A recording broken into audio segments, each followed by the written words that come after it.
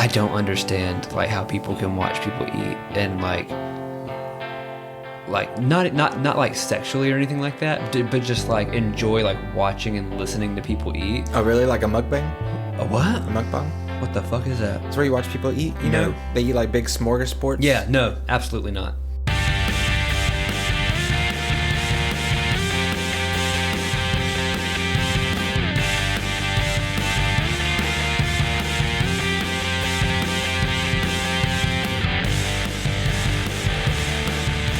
Absolutely not. There's actually, I was looking at Azul GG. Mm-hmm. You know, he does those streams where he'll like look at, you know, like he'll watch tournament and stuff, regionals and stuff, and he'll commentate as they're going on, like unofficially. But he'll do long streams of it, like 6 hours or however long they are, and he'll just be eating during the streams, just, and I'm like, nope. This is really cool information you're giving me, but I absolutely cannot listen to that at all. So, can't do it. Yeah, I love that. I watch like the Try Guys. I watch Keith Eats Everything, or he'll eat everything on the menu. Like he'll take it like 1 or 2 bites of everything that the menu has, and do like taste testing and things like that. I love that. I love mukbangs where people just like mukbangs. Mukbangs. Yeah, mukbang is Korean. Okay. Where like people just get like a huge, just like massive amounts of food and they just pig out. Yeah. You just watch them eat. Yeah. I don't know. It's very satisfying. Do you have headphones on when you watch it? I don't usually, if I'm not playing a game or streaming, I usually just leave my headphones on the table. Yeah. Yeah. Unless it's like a video that tends to be really quiet or something. But yeah. I need to get monitors. I'm at that stage where I'm over having headphones all the time. Yeah, it hurts. It does hurt. It's hurting my head right now. Yeah. Like it doesn't matter where I put them. The ergonomics of my head or the ergonomics of these headphones, they always roll back to the same spot. And right now I've got my hat on and it rolls back. It's going to work its way back to the little knob on the top of my hat. Yeah. And that's going to start hurting my cranium. Yeah. So, yeah, I got to get some monitors for sure. Yeah, I got these little ones from the thrift store that you would think were from the Dollar Tree. Like they were Sony's. Because they're cheap or because they're shitty? They're Sony's, but I plugged them in and just like... Oh, well, they might be broken then. Maybe. That's why they're at Goodwill. Sometimes you find those deals, sometimes... I know, you just have to... But it's cheap, so yeah. you don't lose much. Yeah. I mean, you might lose, what like $5? Yeah, I think they were $5. Hell yeah. Then not a total loss. It's like $4.99. Yeah. I love it. I love thrifting so much. Yeah, thrifting's really fun. We haven't been in a while. You have better ones over where you go, though. The ones that we go to, like the Value Village over by our house, over on Memorial, and then the Goodwill that we go to, it never has anything. Mm-hmm. We did find a really cool side end table last time we went that was like $15, and Shelby looked it up while we were there, and it's like $120-something. Yeah. So that's a find. That's great. But that was the first time in like maybe 10 times that we found something. Well, there's two things. One, you just have to be there at the right time. Yeah. Because you do have people that make a living off of going to thrift stores. Yeah. So they'll probably get there quick, get there early, and get all of the like really high value. Yeah, we see all the little hipsters in there on Saturdays if we go, or Sundays. Yeah, I mean, lots of older people too do it, not just like vintage stores are something that new generations are focusing on, but there's still a lot of like older resellers out there that you'll see. Yeah. Just with carts full of stuff. They just sell different things is all. Yeah. But I used to be able to find some really cool stuff. Like I found that my chubsters, they're like pineapple chubsters. Why don't you explain what chubsters are? Oh, sorry. For anyone who's been living under a rock, who don't know what chubbies are, they're like the coolest shorts that have ever been made. They come like, I think they're like, let me see, maybe they're usually like 5 to 7 inch inseams.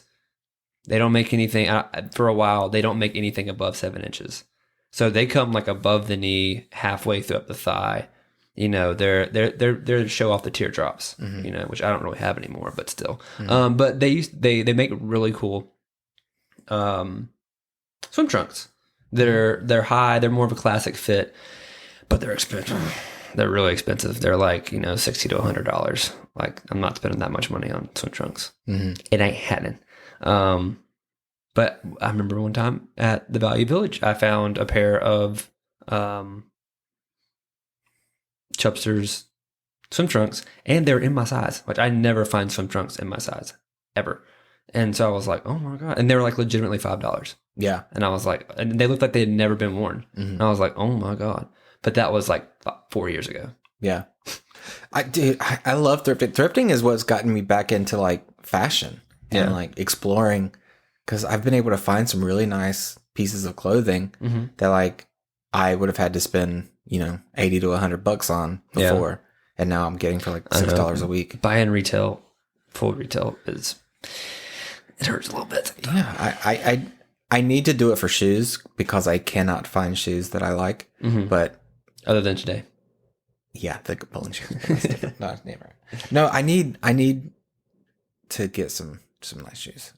What is the deal with New Balances back being in fashion? I don't know. The lady, dude, when I got mine, here's the thing about that I've noticed, and maybe anybody listening can identify with. I just like normal looking shoes. Like, I just want a sneaker that's just a freaking sneaker. Like, I don't want it to look like a spaceman shit, or like the Yeezys that are like the Crocs that look like pea green shoes in The Borrowers. I mean, he straight up ripped those shoes from that movie. Anyone who says that he hasn't has never seen that movie, because he fucking did. Pea green. He 100%. That's what I'm gonna start yelling at people when I see him wearing them. Pea green. If you haven't watched The Borrowers, you should definitely go watch The Borrowers. It's a great movie. Pea green is stuck in poo. Listen here, Bean. God, that would be so great. No, and again, no. God, so amazing. Slughorn for the win. Yeah. So there's just been this like, I just like regular looking shoes, regular looking sneakers, and you can't find sneakers anymore that have a regular platform. They're all like crazy wedged, or they're nothing. They're Converse. Yeah. And it's like, I just want like a regular sneaker. And so I was looking at New Balances and Nike, and Shelby was making fun of me because it took me like 4 months to actually pull a trigger on some. But I don't know. I found those. And the lady at the store, when I bought them, she was like, so these are New Balances. They're like the hot thing on the block. And I was like, first off, I know what New Balances are. Dads have been rocking them since the early 90s. Yeah. Before then, probably. I don't know. That's, my generation. But New Balances apparently are really cool now. Well, I will say, it looks like the designs of the New Balances has slimmed up and become more of like a tighter shoe. Yeah. Which looks way better than the clunky dad shoes that we grew up seeing. So I do admit, like, they do look a lot better. Like, the more narrow, more like defined kind of fit is cool. Yeah. They're also lower, like, too. Yeah. Like, they're not as high top as they used to be. Yeah. Just like big old clunkers that dads used to wear. Big I just old remember, cushion. like, they were like K-Swiss or something. Yeah. Like, that's what I equated New Balance to, or like K-Swiss. Like Reebok. Yeah. Well, but Reebok blew up. Yeah. Like, Reebok out of nowhere, like, when CrossFit came out, like, and exploded back in like 2012, I remember that's when, like, and then UFC got the Reebok deal, and Reebok was everywhere, but Reebok is shit. Yeah. Like, they really are, man. It doesn't matter if you buy a $150 Reebok shoe or the Reeboks that I used to get from, like, TJ Maxx. Like, they're a shit shoe. Yeah.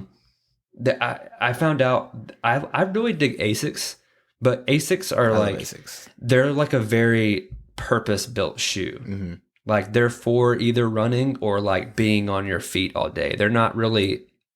I mean, I guess they probably make shoes that are more fashionable, but they're more of a purpose-built shoe.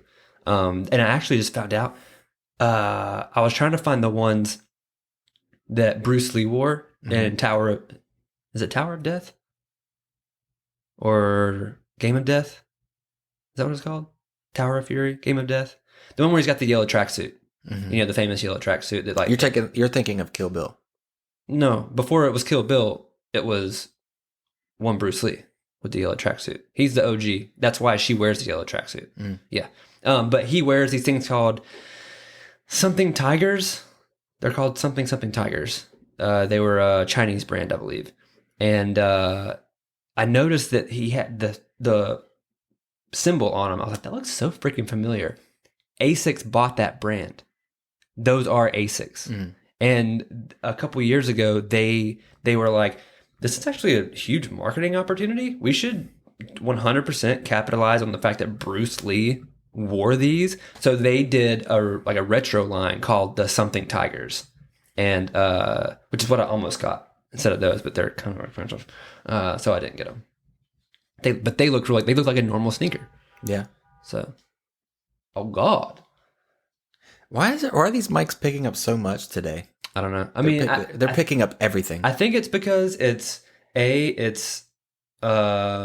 smaller room, and there's no sound barrier. Yeah. So yeah. Oh, if anyone's listening, if the audio sounds weird, I'm in the process of moving, so my walls are bare and a little bit of echo. It's okay. So you ready to get started? Yeah. Welcome to Born to Be Nerd podcast. Welcome back to another episode of Born to Be Nerd. Yeah. Thanks for joining us. Super glad to be here. Yeah, we had a fun day today so far. Dude, today I got to spend some money on the things that I wanted to spend money on. I love it when that happens. Yeah. Oh, yeah. God. We went to a vendor market, in a sense. It's like a stationary, like, vending market, indoor vending market. Yeah, it's like a permanent, sellers, or what do you call it? Yeah, like a collector's market. Yeah, collector's market. Yeah. You have it at a con. Mm-hmm. Yeah, but it's permanent. Permanent, yeah. Yeah. It's called Charlie's Collectible Show. We probably talked about it before. Probably. But if you're in the Atlanta area, definitely check it out. It's really cool. Yeah. It's always like nice to, like, even if you don't buy anything, just being in that environment is always just like a nice, like, food for the soul kind of thing. 100%. Yeah. Like-minded people, just like chilling out. Yeah. You got what? Oh, dude. Yeah. Yeah. It's just fun. Yeah. Yeah. What do you want to talk about today? Well, so I had three things that I kind of wanted to touch on. One was I am reading. I told you I'm like kind of starting to read more manga. Mm-hmm. Like I was reading the Fullmetal Alchemist series to try and see like how it differed from. I haven't watched the anime series in a while, but I was like, it's always near and dear to my heart, and I was like, I want to see how it holds up and compares to Brotherhood, because I've always heard Brotherhood is like the direct adaptation of the manga, so I wanted to see what it is, and it's pretty direct. Yeah, like it's like, I mean, there are some issues that they obviously left out in the series that, like, they're kind of little side silly. They're more, I will say, they're more silly than what the show's main tone is, and they don't really add up to much. These little bitty, like, some chapters, so it's like I get why they dropped those and like added this here or whatever, but it's very direct adaptation of it. But so I've been reading that, but I started reading Vagabond, and I couldn't remember if you ever watched or read Vagabond or not. No, I've never heard of it. Okay, so Vagabond is one of the highest rated manga out there. Mm-hmm. Like, if you look up like ratings list, it's constantly in top 5, top 2. It's always right behind Berserk as like the best manga ever written. And it's basically the story of Miyamoto Musashi before he becomes Miyamoto Musashi, mm-hmm. who, if anyone doesn't know who that is, Musashi was considered the greatest swordsman of all time in the height of was it Edo period? Edo period is a pretty popular era. I don't think it was Edo though. Maybe it was though. But he wrote the Book of the Five Rings, which I've read, which is him and who wrote the Art of War around the same time. Art of War is more strategy, Yeah, and I know the Art. I don't remember people's names. This is why I failed history class. I can't remember his name. Anyway, it's about his life before he became what we know him as to be Miyamoto Musashi. Mm-hmm. Before he took that moniker, he was Tekuzo. I forget. I'm terrible with the names. I mean, you're better than me because I don't remember any. But it's just his, building his character and like kind of progressing through his younger life. But it's so adult. It's like, it's refreshing because how like the things that I like in anime and I guess in manga apparently too is like I'm really leaning towards these days a lot of times in these like purely adult themed works. I like the amount of like silliness that can be taken out of it, the better for me. And with something material like this, it's a real person, it's real events ish, it's based off of that. So it lends itself to that. But it's really, really good, man. I was going to suggest it to you. I found over at Half Price Books, the what's it called? It's an omnibus. It's called the Super Thick Edition or something like that. Where it's got the first 3 volumes of it. It's the panels in it are unreal. Like it's creative in a way that it's older now because it came out in the early 90s, mid 90s.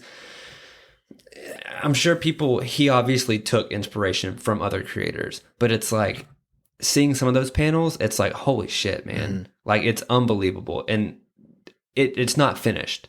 And he said that it'll never be finished, the creator. He was like, he basically said like the pressure of creating that work of art, that it put on him.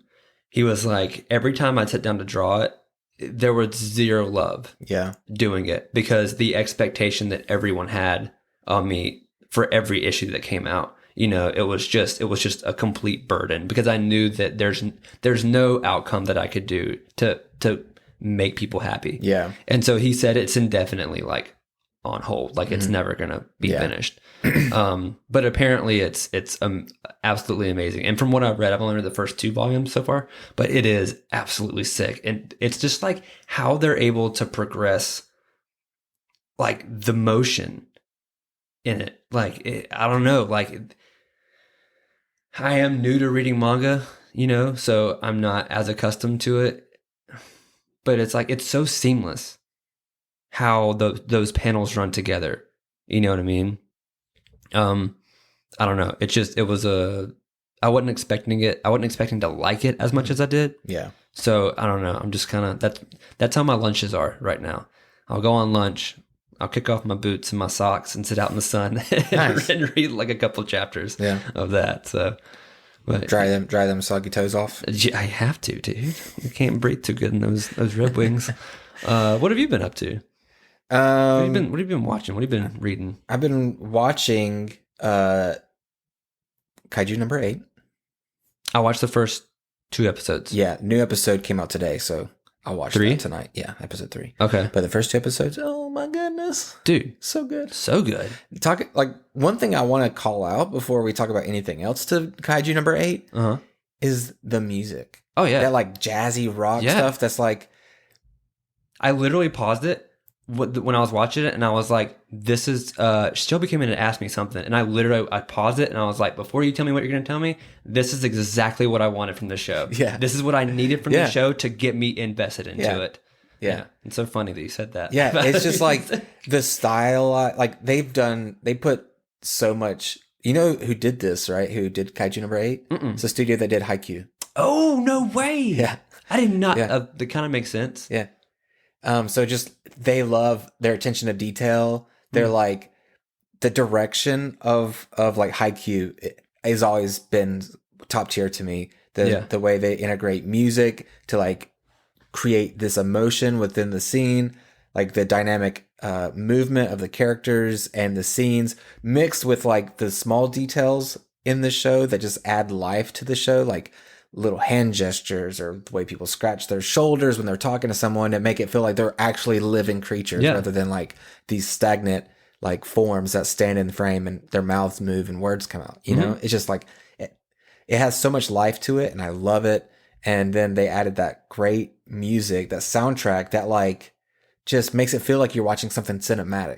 It's like it shows like this, like Chainsaw Man, despite its small flaws or its flaws here and there, and Jujutsu Kaisen, despite its like issues with a little bit of pacing here and there and animation due to like the studio's overworking, they all had that like cinematic like production value to them that makes them kind of stand above and beyond all the others. It does. It's all about like enveloping you while you're viewing it. Yeah, where you forget that you're like watching. You forget that you're watching. You're just like experiencing it. Yeah, exactly. Yeah. And so, but that like, so that I liked Solo Leveling, which we talked about before. I like Solo Leveling a lot. The only thing that we talked about with that, I was like, the music doesn't do it for me at all, man. And I feel like if Solo Leveling had done a better job, in my opinion, on the music, it would have taken it up probably another point for me of how much I liked that anime. Yeah. I was disappointed with Solo Leveling a little. I think a lot of people love it, and I love the concept of it.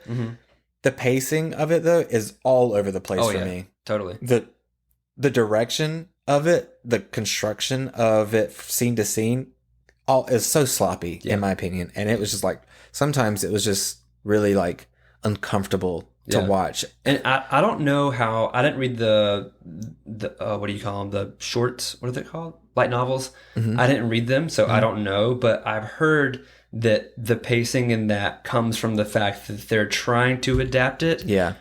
But they're also changing some things. Yeah. And the things that they're leaving out and choosing not to do corrects that. So, you know, you run into that problem sometime with adaptations, unfortunately. Yeah.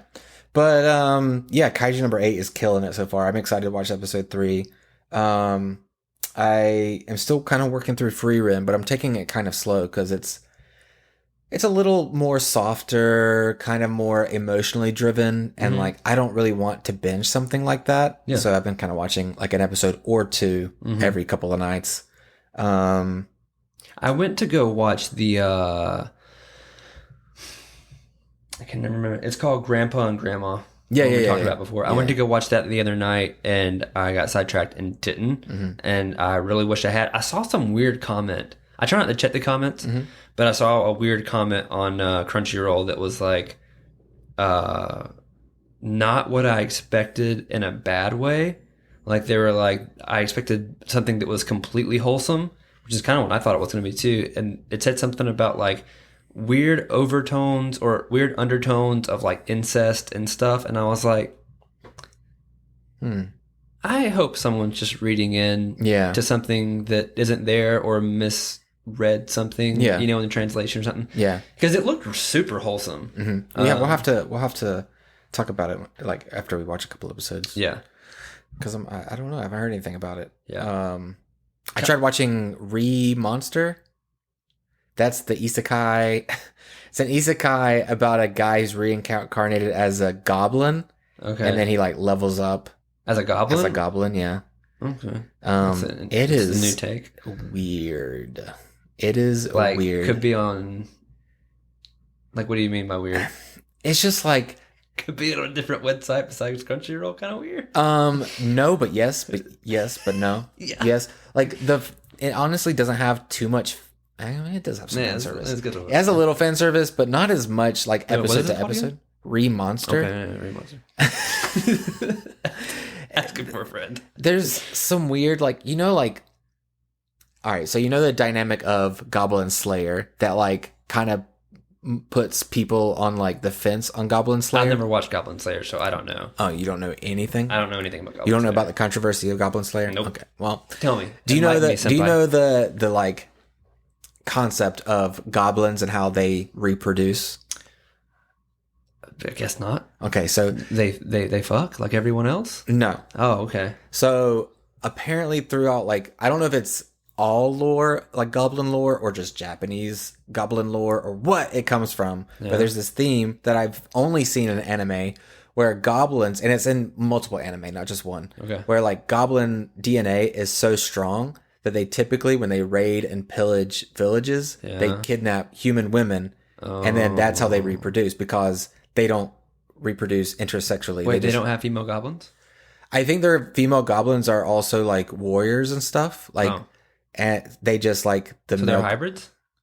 I think no, because the goblin DNA is so strong that Oh, like, just overpowers. It's just 100% DNA. Oh, so they just need an incubator. Yeah, they just like use them as like brood mares, basically. Damn. But yeah, it's like it's pretty gross. And then like Goblin Slayer like shows the grittiness and the horror of that aspect, which is like a lot of people don't love Goblin Slayer. So people are like, it fetishizes it.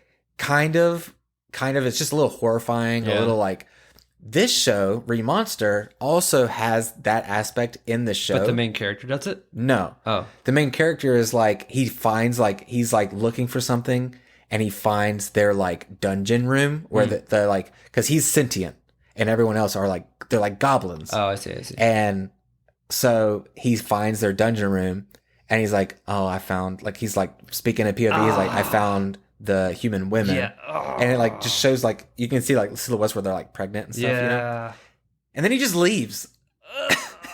And it goes back to the comedy isekai where he's leveling up and stuff. And we just drop like this bomb on you, and then we're gonna go. You're just like back to adventuring. What are we doing about the fact that there's human women in a dungeon? And you're also someone brings it up. No, I'm you're saying this, you as the viewer, yeah. as a viewer, like what are we gonna do about that? Yeah. And nothing happens. It's just like, yeah, it's just a part of life. It's just goblin life. It's like, oh, okay. This is very strange. So that's funny. I'm watching it and it's weird. And it's not the best, but you know, I love my isekai. It gets your isekai fix going. Yeah. Also watching Seventh Prince. If anyone listening likes Mushoku Tensei, the Seventh Prince is also in that same realm of like a reincarnated person who's amazing at magic. So he's just super OP as a child. So he's like, you're watching him like kind of grow up and stuff. Yeah. The fan service is top tier. Wait, hold on. This is only for the adults. The people who like fan service, okay? Because I like stuff that doesn't have fan service. I like stuff that does have fan service. All right, I am multifaceted. So I'm telling you, the fan service is top tier. Wait, hold on. Seventh Prince? And the reincarnation of the Seventh Prince. I'm just looking this up real quick. Hold on. Crunchyroll. Crap. Blue hair. It's brand new. Okay. Yeah, it's brand new. So there's only like 4 episodes out or something, but they're so good. The animation is phenomenal. If you like Mushoku Tensei, the animation is phenomenal. The action sequences are good. The plot is really good. Like, it's really well done. The characters are cool. The fan service is legal.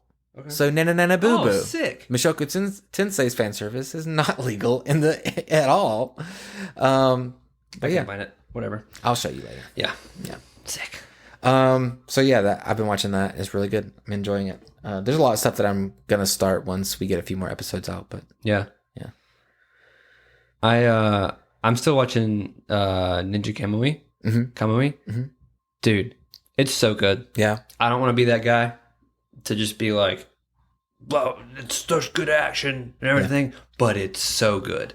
Like, and the story is just sick. You know, it's a revenge plot, blah, blah, blah, blah, blah. But one of the things that I really like, it is taken, there's a couple twists in it where you're like, oh, okay, that's cool. Cool little twist. But it's doing the same thing that Jujutsu Kaisen did, where it's like showing you backstory, you know, of these characters when they were younger and how they got to where they are and what led them to the choices that they had to make, you know, doing all that, the things that they've done.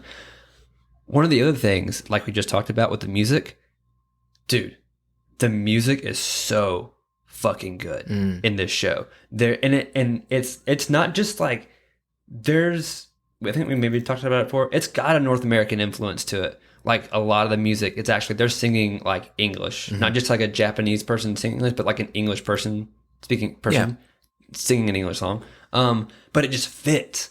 Yeah. It fits really, really well with it. And like, I don't know, I was trying to look up the production studio that does it, and I think they're called E&H or E&H Productions maybe.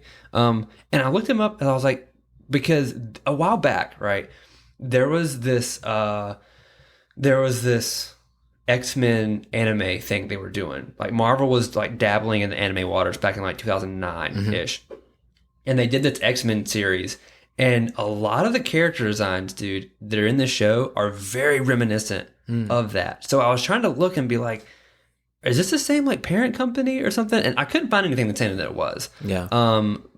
The company that does it, they have done like 4 things according to my anime list or something. So not the same company as y'all. But a lot of the character designs look similar. A lot of like inspiration you can tell that they took from Ghost in the Shell. Yeah. With like the designs of their suits, their shinobi suits and everything. And they did a really good job. Yeah. Of not just as like designing the suits, but like talking about like how the suits interact with with the person. Like when the chick who is helping him is explaining to him about the suit. Like it's not just something that amplifies your physical abilities. It's something that's like a symbiotic relationship. So like it's every time you're in it, you know, it's constantly linking up with your brain and shortening that divide of like you thinking something and then doing it. It's like it knows what you're gonna do and it's doing it. You know, and the more you use it, the more that bond is strengthened. So it's really cool. Like they're diving into stuff like that. It's just really, really cool, man. Yeah. I'm pleasantly surprised. I got like wasn't expecting to be misty-eyed at all. And I did. Yeah. In one of the last episodes. Kind of caught me off guard. It's really, really good. That's the one that I was like, kind of needed a cool little palate cleanser. You know, just some fun action. And kind of took me by surprise. It's really freaking good.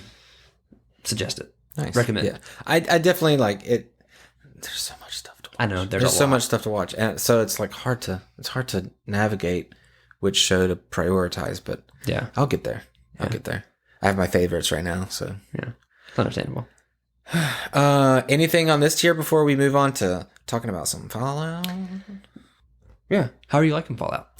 So I'm only 4 episodes in. I wanted to try to finish before we talked about it, but I just can't. They're so long. Yeah. It's too much shows. I know. Too much shows. I'm trying to go back and forth between watching the anime we're just talking about, and I'm also watching Shogun, which if anybody's not watched Shogun, dude, go watch Shogun and like support that show. Because I don't know that it's been renewed for a second season. I haven't finished the first season yet, so I don't know if it's even set up to do another season, or if it's just going to be a miniseries type thing. But it's so freaking. You can tell they took a lot of care to do that show. And the acting's really, really good in it, or at least I think it is. Yeah. But it's going between like that and all the anime. And Fallout. Right. Because I am really enjoying Fallout. Yeah. I mean, I'm doing the same thing with Invincible. I just finished Invincible. Yeah. So. That's another one I need to freaking watch. Yeah, it's so good. Yeah. So good. So season 3? No. Just season 2. Season 2. Yeah. Okay. They have the mini-series, the Adam Eve. That's what I'm thinking of. Yeah. Yeah. But yeah, I really enjoyed it. I think it's kind of like watching The Last of Us, where it took me a long time to get through The Last of Us because I played the game so extensively that I was like, there's no real like reason for me to watch this other than just seeing it come to life. Yeah. Which, in my opinion, it wasn't as good as the game. Oh, really? Yeah. Interesting. See, I never played the game, so I love The Last of Us. The game is a masterpiece. They messed up some don't get me wrong. I will say some things that they did, I really liked their adjustment. The I forget the brothers. Oh yeah. Yeah. I love what they did with them. Yeah. But they did mess up the like climax to that story without spoiling anything. I think they messed up, in my opinion. If we're going to talk about Last of Us first. Well, hold on. Let's just, from this point on, spoilers. I'm sorry. This is going to be spoilers of Last of Us. Do you want to talk about 2 spoilers? Years. We can do Last of Us spoilers. Okay, Last of Us spoilers. We're saying it right now. Again, spoilers for Last of Us Season 1. Yeah. Go. I think they messed up every climax of the show. Damn. Yes, because I don't know what they were trying to do. so many people love the Last of Us TV show, and I don't get it. But I think the animation, but I loved graphics, it. I thought it was great. But again, I don't know. You don't know. Yeah. I don't know. Well, there's like this thing where, I'm just going to talk about the biggest thing before I think talking about Last of Us for too much is going to be annoying because it's so in the past now. Mm-hmm. But the biggest thing for me was the climax of Ellie's arc, where in the story where she gets to the burning restaurant scene or whatever. They messed that scene up so bad. I don't want to spoil the game for you. I will. Okay, so I will go back to that. I do remember watching that and thinking to myself, they built this up and then it was over like that. Yeah. And that, like, I mean, it was over really fast because it built up and built up and built up. But then it was like very, and I remember a lot of people saying, the fact that because Joel saves her, right? Well, he doesn't save her. She saves herself. Does she? Yeah. She saves herself. Does she stab him? Uh-huh. Okay. Yeah. Okay. That's right. Yeah. I remember seeing saying something about that, something about her overcoming it, but her still needing Joel. Yeah. Was like an assault on her character again or something like that. I can't remember what it was. So tell me. I don't want to spoil the game, but the game is so artistic in how they end it. Like, it happens very similarly. The only reason it feels longer is because you're playing as Ellie and Joel. And so you're Ellie dealing with the scenes as they go, and they're very similar to the show as the game. And then you're Joel trying to find Ellie through all of that chaos in the village or whatever. The difference is in that final moment when Ellie finally is able to get that machete and start attacking. I forget his name. It's been so long. Yeah. And she's just chopping. Like, she's in such a rage from being so terrified for her life that she's just like trying to slash her way out into survival. And she doesn't know, like, she doesn't see a human at that point. She's just literally slashing at the shadows that are haunting her. And she's being overcome with it. In the game, she's being overcome with it. The building is burning around her. Yeah. And she is just going like crazy on this guy with this machete. And Joel comes out and sweeps her off her feet. And it's like, hey, you are safe. You are not in any danger anymore. And it like helps calm her down. And he's like, I'm so sorry. Like, I'm here for you. I got you, you know? And it's so powerful because like she was losing control and she was kind of becoming a monster. Right. Yeah. Like the corrupted world that she was like having to constantly fight throughout this series. Yeah. It was changing her. Right. And he swooped in and he saved her. In the show, she goes through it all alone. Yeah. And then she stands up and walks out the building. And then Joel's like, hey, you okay? Yeah. It completely defeated the beauty of like him pulling her away, like grabbing her arms as she's swinging, you know, and saying like, it's okay. You're safe, you know? And like they ruined it. Yeah. And then you were supposed to believe that because of that moment, because in the game, that's the moment that basically creates the father-daughter dynamic between Joel and Ellie. Gotcha. Like that's the moment when he grabs her and wraps her in his arms that he's like, you're mine. Like, I got you. Yeah. But in the show, he just comes out after she's done the deed. Yeah. And he's like, oh, I got you. It's like, no, you don't. I did all this by myself. You weren't here. It's like, come on. So I don't know. That really hurt. That really hurt to see. Whenever they changed that, there was no need to change that. No need. Like creatively, it didn't. The only reason I can imagine that they changed it was because they would have had to pay Pedro Pascal to be on scene while they were shooting that. And that was probably too expensive. So what they did was they shot Ellie in that climax by herself. And then they shot separately on a different day Pedro Pascal coming into frame. Yeah. And that probably took 5 minutes. He only got paid a dime compared to what he would have had to pay if he had to be there on set all day long to do that scene. I mean, maybe, but you're talking about, I mean, I don't know though. I mean, main bill actors definitely gets very expensive to have them on set. But for a scene like that, like the way that you're explaining it, I don't know how the fuck you get around that. Like the way that you're explaining it sounds a lot more impactful. And it's like, if you want the show to hit the way that it hit with the video games, why wouldn't you do that? It might cost you an extra $100,000 or, you know, whatever it is, but do it. Yeah. Like, I know. Do it. I don't know what they thought was going to, like, they just assumed it would be okay, which if, you know, people that I mean, I didn't play the know, games didn't notice. Yeah, it worked for me enough. Yeah. I think that the way that you're talking about it, it would have been way more impactful. Yeah. But for me, it worked enough. But it's obviously, like, it pissed you off, and it pissed a lot of other people off. Yeah. So it's like, why would you risk that? Why would you do it? Yeah. Why change it? It's also kind of like... Because here's the thing, too. It's not like you're talking about him and her both doing this crazy choreographed fight scene together that would cost millions of dollars to do. You're talking about what sounds like a very close proximity shot with these two actors that isn't going to entail a lot. Yeah. Like, to set up those shots, it's not, aside from having them on set, that's not expensive at all. Yeah. So I don't understand the reasoning behind it. I can't imagine that it was monetarily, unless they just blew their fucking budget beforehand, or they knew that they were already, you know, well over budget with all the effects that they were going to have to put into the show, and they're like, we don't, shaving off stuff, you know, along the way. Yeah, but that is literally... Or not shaving off stuff along the way, and then being at the final episode and being like, we have to. But see, that moment is kind of like the biggest moment in the entire game. Yeah. And they changed it. Yeah. For why? For why? Because the thing is that the next scene after that moment, they're talking to each other in a completely different way. Like, he's talking to Ellie the same way he would talk to his daughter. Yeah. Like, in the very next scene. Doesn't he call her baby girl? Yeah. In, like, the thing? Probably. Yeah. I'm pretty sure he calls her baby girl. Yeah. Yeah. So it's just... I don't know, man. I don't know.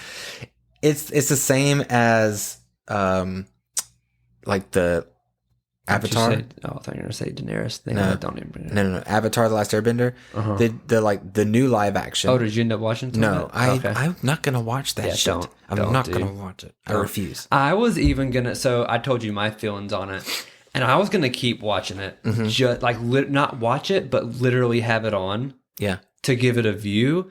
Just so they could make a second season and then hopefully learn from their fucking mistakes and make it better. Yeah. But I don't think they can. Well, they already got greenlit for another season. Yeah, yeah. With the poor review that they got. Yeah. I don't know how. I think they got enough views because people wanted it to be good. I just don't understand, like, how they casted some of the actors that they cast. And some of them are good. Some of the actors are good. And then some of them, it's like, they've never been on screen before. Boomy. I never made it. There's nothing I hate worse than when they cast young people in old people makeup. Why? Yeah. Why? Yeah. It makes no sense. You don't need it because they wanted him to be muscular. Dude, put him on that tee. Put him on that tee for about 3 months. Boomy, in the cartoon, Boomy wasn't like he was like old man shredded. He was old man shredded, and like he did like doesn't he do the thing where he kind of beefs up? Yeah, in his like form or whatever. Yeah, he just like, puffs his chest up. But overall, he's not even that muscular like at all. I mean, really. he's ripped, he's shredded, but he's like old man, skinny, bony, shredded, and it like works because it's like, oh dang, this dude is shredded. Yeah. But like he's an old man, and then the guy they casted, I forget who it was that they casted for Boomy, but like. It's just I haven't seen this, but the way you describe it is like it. I'm literally just picturing Carrot Top in Dennis the Menace 2, where he's doing the racket selling snake oil as like the old man who's still super strong, and he's literally God. Carrot Top when Carrot Top was fucking jacked in the early 90s. But he's got old man makeup on. And he's doing pull-ups and like backflip push-ups and shit. Yeah. No, it was worse than that. The guy that they cast wasn't even that muscular. Oh, wow. He was kind of just like a husky built. Yeah.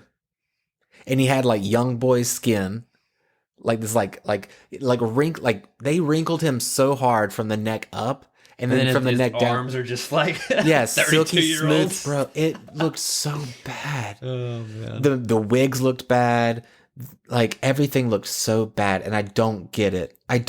You could have like You had so many people holding out hopes for you, dude, and you just.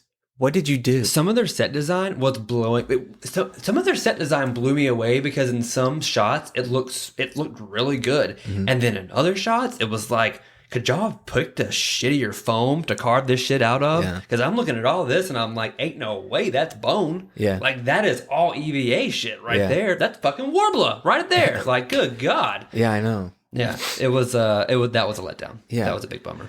But it's this thing that like I don't know if you've watched any breakdowns of like the differences between the like show and live action. No, of Avatar. Oh, no. Where it's like the things that they changed. Yeah. It's almost like Netflix when they kicked out, or not kicked out, but when the brothers left, or was it, they weren't brothers, they were just co no, they're not co-producers. You're thinking of Stranger Things. Yeah. And no, I'm talking about the writers of the Avatar. Yeah. They left because they're like, Netflix is taking over. They're not giving us the freedom to write the story. They're trying to change too much. So they left.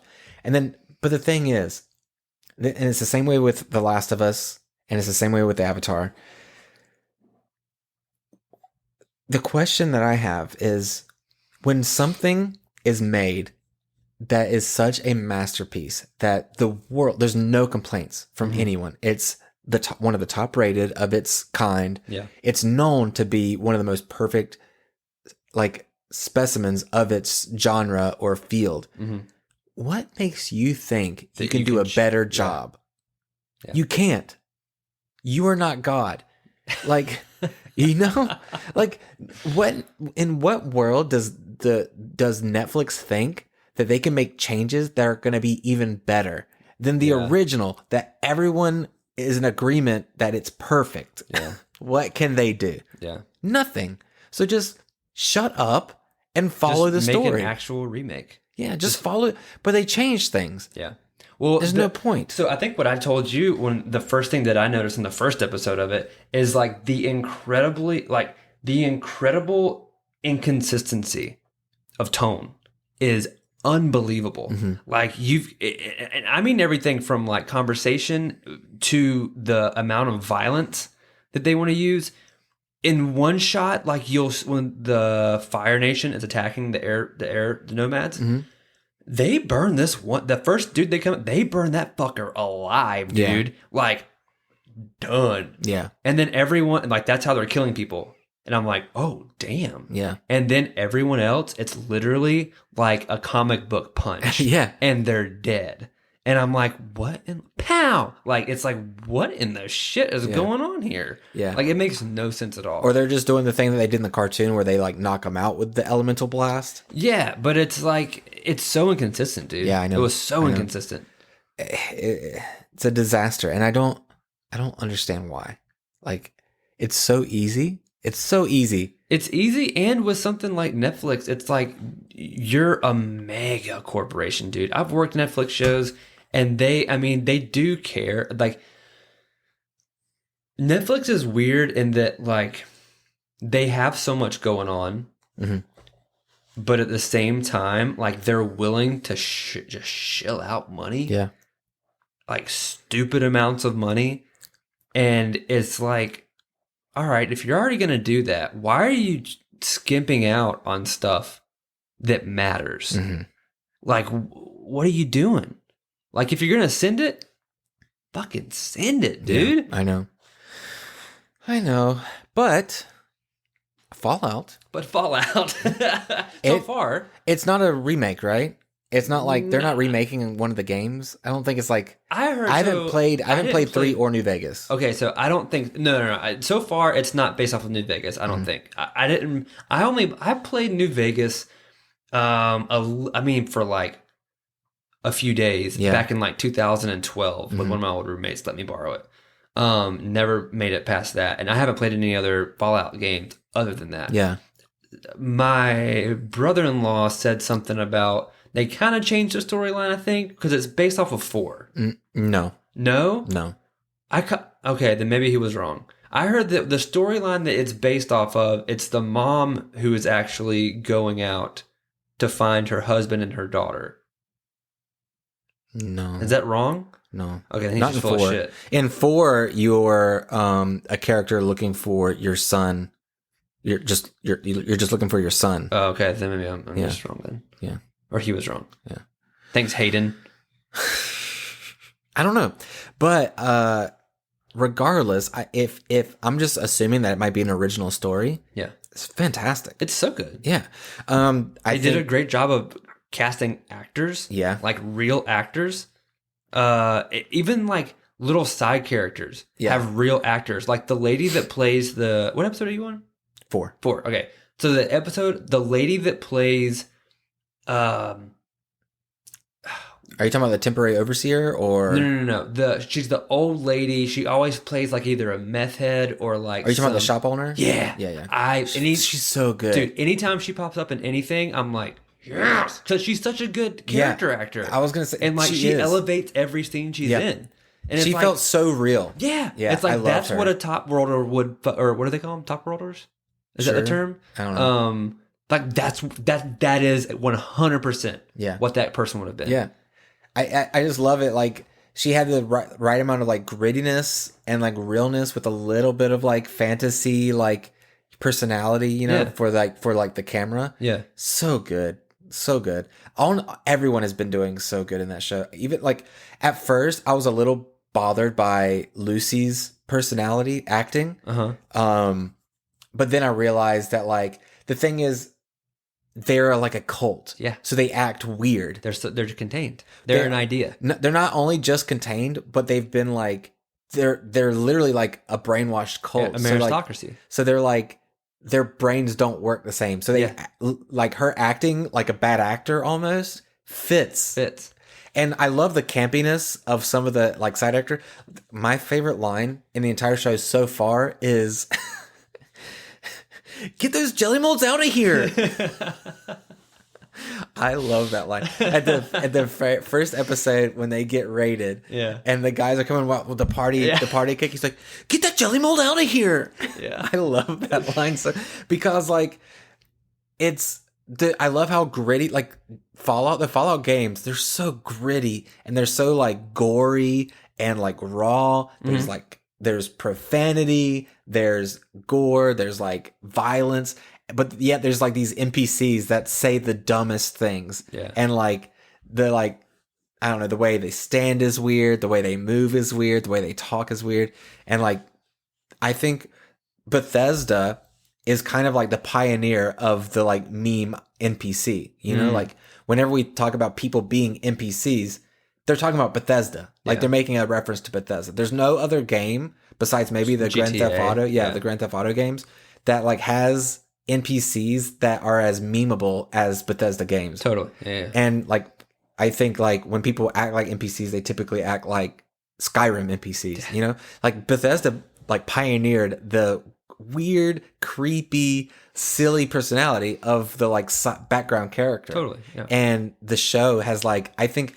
If it was any other show, I would think the acting was really bad. Yeah. I would think the writing was really bad. But because it's Fallout, it matches like the energy and like world of the games so well, and I love it. Yeah, well, it does that thing. I was talking about it with someone at work the other day, and I was like, it does that thing that a lot of shows can't do, where it balances that juggling act of tone. Where it's like I was like the first 10 minutes of that show with what's his Goggins? Oh, Walter Goggins, and his daughter, and that whole thing. Good God, dude! Talk about one of the best cold opens, dude. I was like, holy shit! So good. And to immediately go from that to the silliness of the vault, is like. That's it. Yeah. Like whoever the writers are and the punch writers and all that stuff who helped do that, dude. Yeah. Yeah. For you. Because that was fucking good. Yeah. Like they're killing it right now. I know. They could fumble the ball. I don't know. I don't think they will. But it's right now, it's so good. And like the fact that you got Walter Goggins, who was I dare you to find something that Walter Goggins isn't great in. Yeah. Like I know. Did you ever watch Sons of Anarchy? No. Dude, him in Sons of Anarchy, he plays I don't know if he's transgender or not.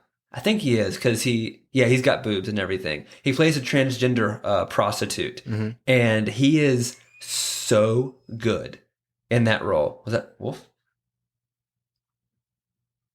They want him? Maybe. See if he does it again. Didn't he go out? He probably wants some food. If he whines again, I'll take him out. Okay. What was the thing? Oh yeah, in Sons of Anarchy, he plays the transgender prostitute, and he is like, I don't want to sound corny, but like he is fearless in how far he takes it in that show with like Jax and everybody. You know what I mean? And he's such a lovable character in that show. He's so good. And then going to like Vice Principals or something like that, where his comedic timing being like neck and neck with Danny McBride, it's so fuck you, Gamby, fuck you back, Lee. Like it's so stupid, but it's so good. But him having that like that swagger as the ghoul, you know what I mean? But also the comedic timing with the ghoul. Yeah. And then also the heaviness of the scenes with his daughter. Yeah. Dude, so good. Or like even the scene, I watched, see the one where it's the flashback where he's on the movie sets, the studio sets? When he does the commercial? Yeah, dude. It's like, it's there's so much going on every time he's on screen. And I'm like, I'm so glad. Like, I don't know who all they tested for that role, but I'm so glad it's him. Yeah. Like he does such an amazing job. I wish they would have ghoulified his face just a teeny bit more. Yeah? Yeah, like they try to make it a little smooth for like to like so you can see his personality a little bit more. But I want it to have like a little bit more of a burn wrinkle look to it. Yeah. But that's okay. It doesn't really bother me. But I think aesthetically, like all the other ghouls look right, and they just cleaned him up a little too much, where he's like a little too like, I guess they're supposed to say like he's taking care of himself, but I want him to look a little grimier. Yeah. Little grosser. The girl that plays Lucy is really, really good. That's the voice of Jinx. I saw that. Yeah. That she did that. Yeah. I didn't know that. I didn't either. Yeah. I didn't either. But it shows because Jinx, like, as a voice actor, like, you have to be a good actor to be a good voice actor. Right. Because you can't rely on your face. It's literally just all. Yeah. And so, like, her voice acting of Jinx is phenomenal. I never finished that series. I only watched like the first 2 episodes, I think. What? But, yeah. It came out when I was on Guardians, and I got that show just that show made me cry. Yeah, it's so dang good. Okay, well, I'll go back and visit. Originally, it's one of my favorite animations of all time.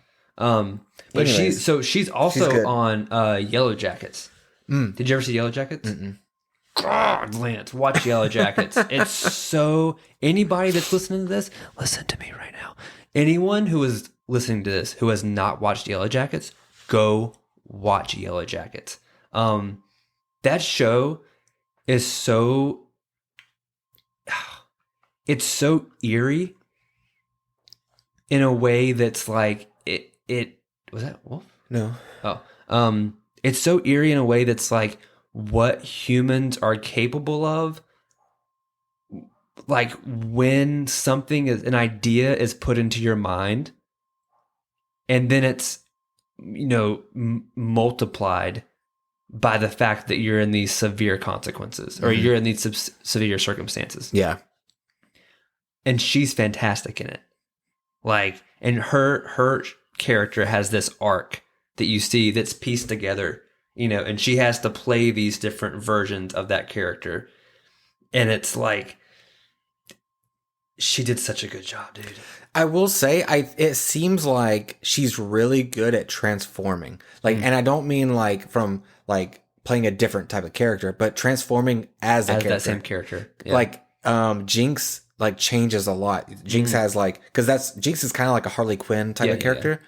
So like, if you've only seen the first 2 episodes, you probably don't know exactly like who Jinx is. But Jinx is kind of like a Harley Quinn type of character where she'll be like really like emotional and like deep, like feelings in her voice. Yeah. To like maniacal, like prankster laughing, to very sarcastic, to angry and evil. Like, ugh. And she does all of that very well. Yeah. And then I think what they're going to do with Lucy is slowly kind of pull that like. Well, that's layers. What he says, right? Yeah. He's like, I'm. What does he say? He's like, the only difference in me and you is time, or something like that. Something like that. Yeah. Yeah. It's like. Yeah. But I think she's doing it. Like I feel like she's gonna do that, where she's gonna slowly peel the layers of that like cartoony character that we got from her in episode 1. Yeah. Until she's like a harsh, gritty actor, and I like that takes. It's like kind of like the Split thing with like I forget his name. McAvoy? Yeah. Yeah. That like ability to like play the same person, but also like a different person, you know, and to like that transformation of your own character is not an easy thing to do. And she's like, I think that's what she's going to do. And I'm really like excited to see her change like that. Yeah. Well, at the end of that episode, was it 4 or 5? I can't remember, where they find all the ghouls. Yeah, that's episode 4. That's Mr. Snip Snip. Yeah. At the end, also, freaking what? Matt Berry playing Snip Snip. I was so taken like out of left field. I was like, oh my god, dude, that's so rad. But at the end of that episode, you know, the whole thing, she throws the fucking vials down. Golden rule, motherfucker. Oh no, yeah, and walks away. I was like, God, it's so good. It's so good. And honestly, I'm hoping that they like, yes, like her experience is gonna slowly like kind of get her hands dirty, and she's gonna have to kind of like toughen up a little. Yeah. But I also hope that her influence on the ghoul kind of softens him again. Oh, I think it will. I hope so. I think it's going to have a similar like Joel Ellie type thing. Not to that extent maybe, but it's going to awaken the human side of it. I hope so. Because he was watching his like remembering his personality or like the character and like what that character stood for and how much he cared about like his family and or just another person in general. Yeah, and also like he also cared about the integrity of the character, because remember he was like arguing, he was like, hey, like this guy wouldn't do something like this, like he stands for honor and stuff, and like but then he does it right. But I think like he's remembering that like, oh, I used to stand for something too, you know, so in the first episode, the dad at the party, I can't remember what he says, but is he saying that he got fired because he's a commie? Is that what it's? I don't know. They're using lingo that I'm not familiar with. Pinko is like this. What they would call communists. Okay. But I can't remember. I think that's what he said. Was that, you know, he was insinuating that he was a communist. But then later on in that episode that we were just talking about, they're talking about the producer who got fired because he's a communist. Yeah. He's like, huh? Like, I'd have never guessed that, blah, blah, blah.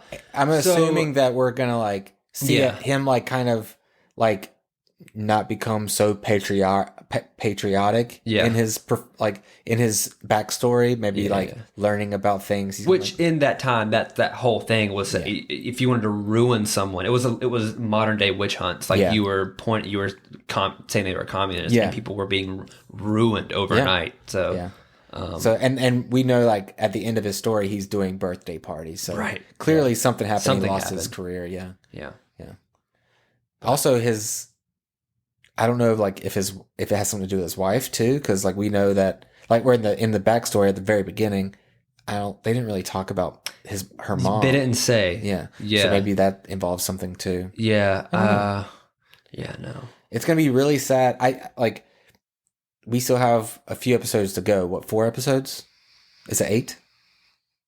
Yeah, I think it is 8. Yeah. So we have 4 more episodes to watch. So we might get to see the sad conclusion to like what happened to his daughter, because he's clearly alone. I know there's more flashbacks because I saw in the thumbnails, it's like him way back then in like suits and stuff. So there might be one of those episodes where it's like a flashback episode to show like what happened after the entire story. Yeah. No. I mean, like, it. I think like that explains what happened in between the time of him being on set in that episode and when the explosions for happened. sure. But we also need to know like he would have stayed honorable and like a good like person if he had his daughter. Yeah, clearly she's not in the picture, so he just gave up on being the good guy.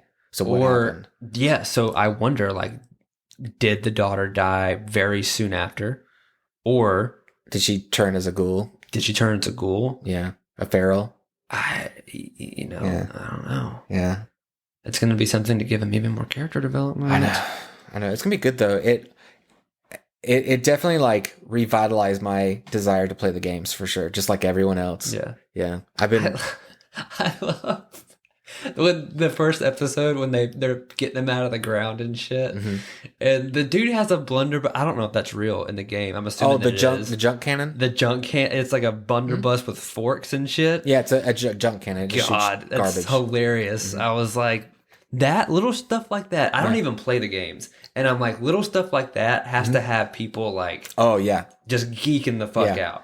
But like the fact that like whatever they're talking about the chicks, like it's like these little like these little like wives' tales or these little like rumor mills that are going throughout the world that add mystique to like legend of whatever. And they're like, a ghoul, he can't resist a live chicken if he's going feral. It's little thing. He's like, does that count when he picks up the chicken? I also think that might come from like NPC ghouls. If you like, if you're like, there's like NPC chickens, and the ghouls, the ghoul will go after the chicken like, if it's in that vicinity. They'll attack passive animals and stuff. Yeah. So they'll attack Brahmin, which are the cows with the two heads. Okay. And chickens and stuff. I think that was like a callback to like games where like the NPC feral ghouls will be like attacking like livestock as it walks in the open world, open map.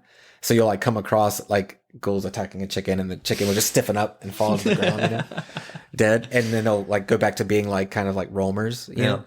So I think that's what that was. That's so awesome. Good. Yeah, that makes me so happy. I know. That's so good. And I'm loving it. Like you know what's funny too? It's something that I've said for a long time, and it just unfortunately doesn't happen a lot because video game adaptations are very spotty. Whether it's movies or a television series, they're fucking spotty.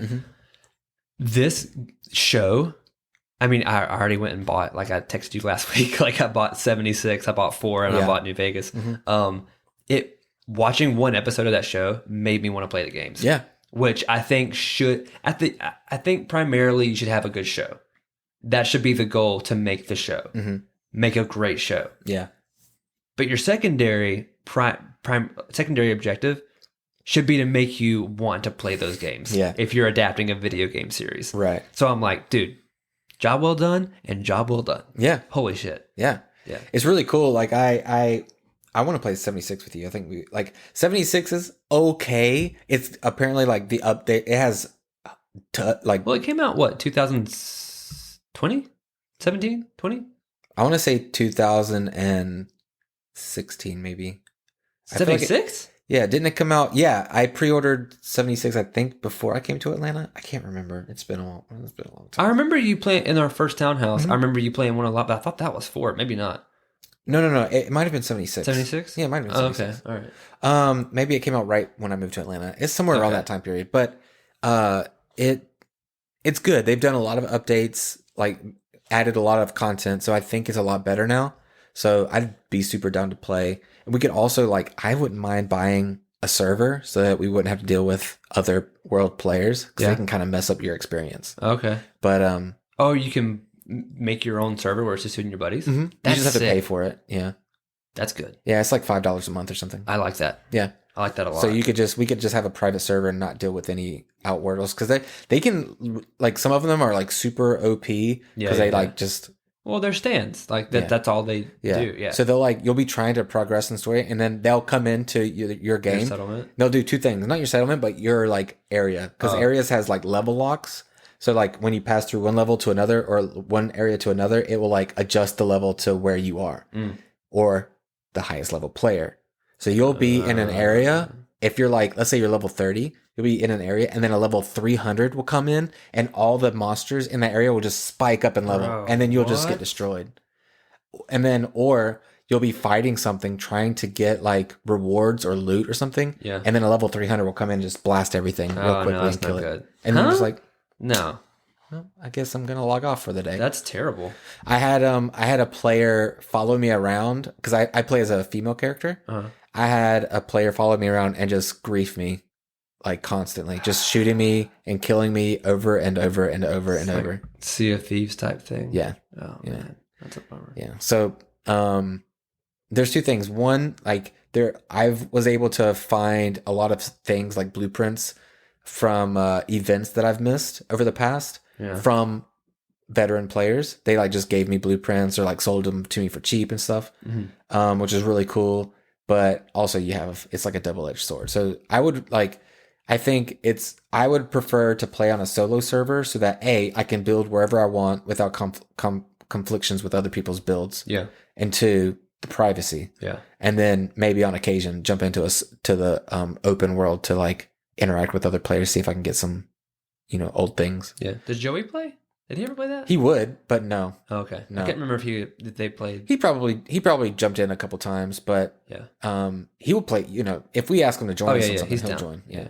So, but I really want to jump back in and play again. Yeah. Just for like the feeling, it's like 76 has a fantastic texture to it. Lots of detail in the world. It's a very beautiful game. Yeah. And you haven't played that game, and that's years ago that you played it, right? Mm-hmm. So it's probably way better now. Yeah. Apparently they've like improved, like they added humans into it. Yeah. So now you can actually interact with NPCs and stuff. And there's a lot of content. So I'd be super down to jump back into it. And then 4 just has a phenomenal campaign, phenomenal characters. And the settlement building, if you like building settlements, is like so extensive, way more extensive than 76 because 76 is an MMO. Yeah. But it's like it's so good, so good. If you like building like I do, then Fallout 4 was like the like golden child of like building. Are the controls for 76 more like are they like the controls of the other games? Mm-hmm. Oh, okay. Yeah, right. Basically the same. Gotcha. Yeah. That was the big, I remember I played ESO a lot back when that came out for a long time. And that was the big thing. It was like, it's an MMO Elder Scrolls hybrid that didn't really feel like either. Yeah. Yeah, no, 76 just plays like you're playing another Fallout game, like Fallout 5 or whatever. I gotcha. Just a little bit more like, less centered around the story and more centered around interaction with the actual world. Gameplay. Yeah. Yeah. Okay. Yeah. Hopefully I can do that. Yeah. Yeah. I was like, I do want to play those games. Yeah. It seemed really fun. Yeah. I'm excited for you to try, like 4 and tell me what you think. There's like 4 has the same feeling as Skyrim to me. Like I played 4 just as long as I played Skyrim. Gotcha. And it's just super lore heavy. Like super, like you get so obsessed. Like I remember playing 4 and Fallout 76, but 4 you get so obsessed with like looting. Yeah. You're like picking up forks and cups and everything, and it starts to change the way you look at the real world. Yeah. Like you'll be like, one of the biggest things in the Fallout series is duct tape, which I'm wondering if they'll do duct tape in the show at some point. Yeah. But like rolls of duct tape, bro, that's your adhesive. That's how you get your adhesive from super glue and duct tape. Yeah. So like I would see a roll of duct tape and be like, "Ooh, I need that." Like in real life, like I'd be walking and like I was playing Fallout 4 so much, like every day, all day, that I would be walking around and I would see like a roll of duct tape and be like, "Oh, that's my adhesive. That's like 2 or 3 adhesive right there." That's funny. Yeah, it's cool. Like it's so good.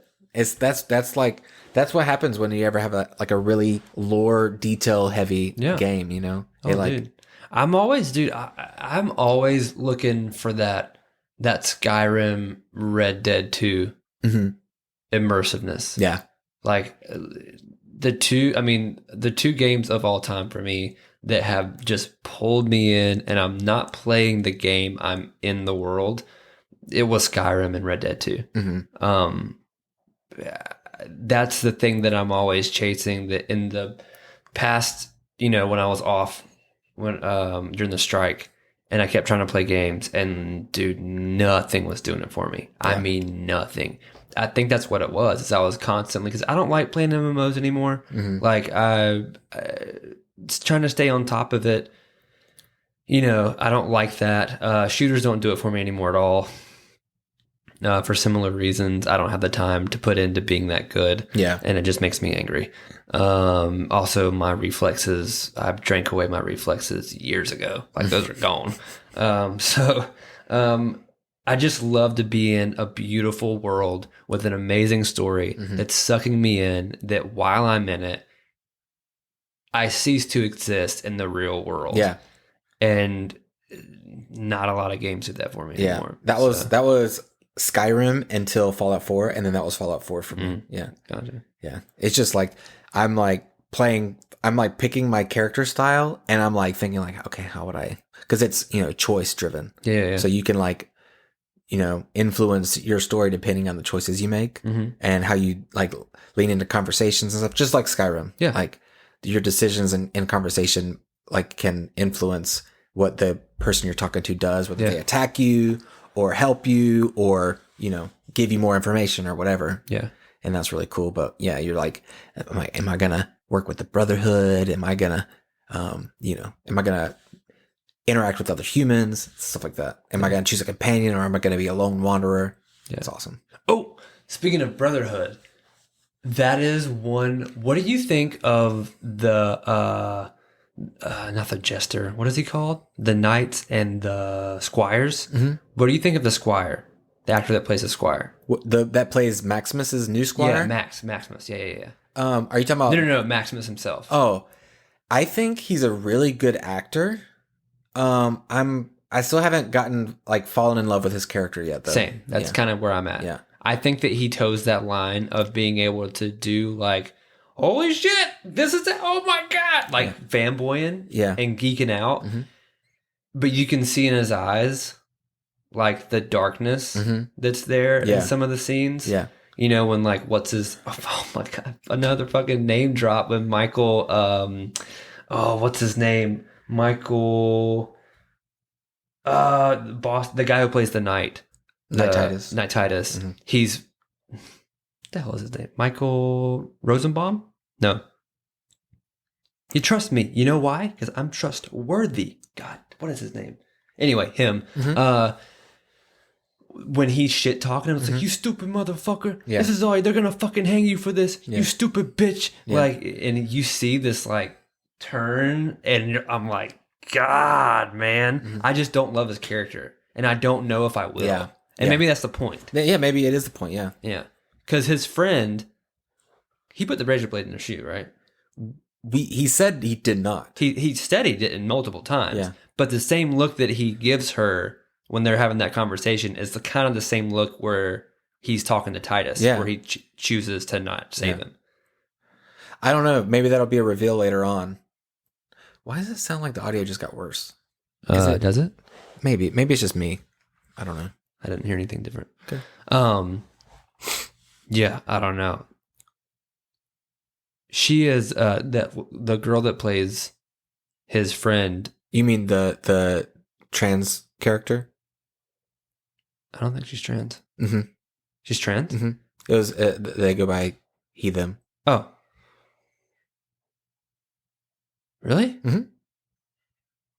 He was just he's a character in the Wheel of Time. Oh yeah? But as female. Really? Like totally female. Huh. That's why I was like, oh, I thought that it was just it could have been a trans person playing a female. Or playing a woman. Oh, is it? It could have been. I thought they were just I did not know that. Yeah. I thought that it was just a take on like the fact that they're in the military? Yeah, they're in the military and it's post-apocalyptic whatever, so it's like genders are whatever. It could be, but I didn't know that he was trans though. Yeah, I think so because the I mean in the show like it feels pretty clear that it's a trans character, but we could look it up and find out. But the old guy, the cleric or whatever that talks to him when they're interrogating him, says they them, refers to them as them. Oh, did he? I don't remember that at all.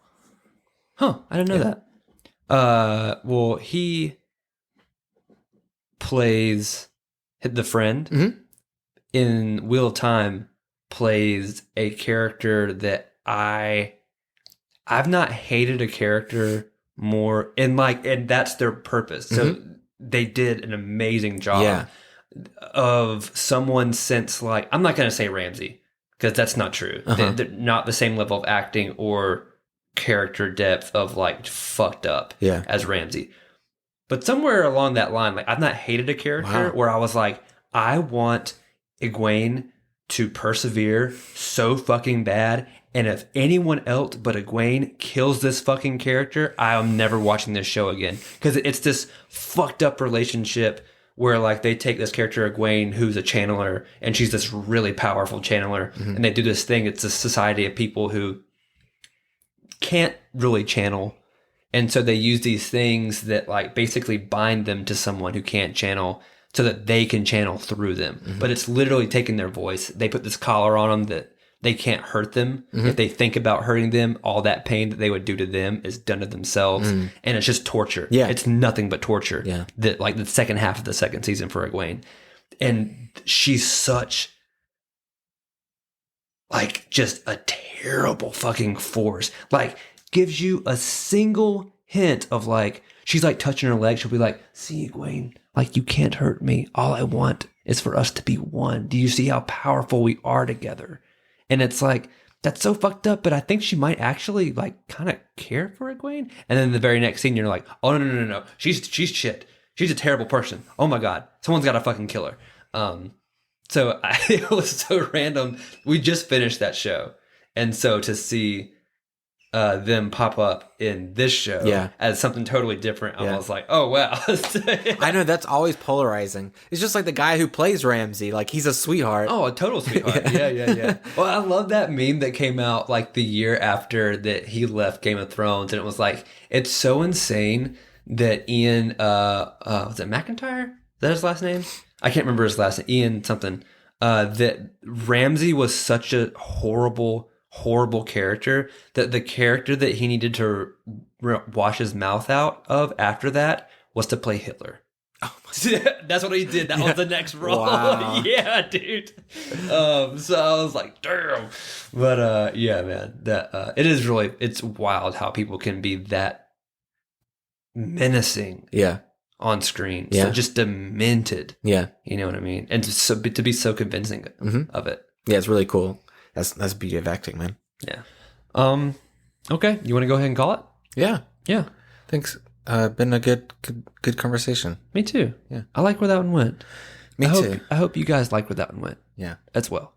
Thank you guys for listening to us. Episode 6. You tell me. Yes. You're in charge. That's not a question. In the bag. Episode 6. Yeah. Thank you guys for listening to our podcast again. If you want to catch up with us, look on our socials at Born2Bnerd. Head on over to, what are you doing, Twitch still? Yeah, Twitch, Born2Bnerd _live. There it is. Yeah. Linktree is below, as always. And feel free to recommend if there's any concepts or ideas you'd like us to talk about, whether it be about anime, stories, games, movies, anything. Feel free to give us some ideas or whatever. Yeah. If you want to give us a review, as long as it's 5 stars, you can go ahead and do that too. You can do reviews? Yeah, shameless plug. Huh? You can do reviews? Yes, Lance. Where can you do that? Actually, you can go over to Apple Podcasts, Spotify, Amazon Podcasts, or YouTube to leave 5-star reviews only. That's awesome. Yeah. So, thank you guys so much for listening, and we'll see you in the next one. Yeah. Bye. Bye.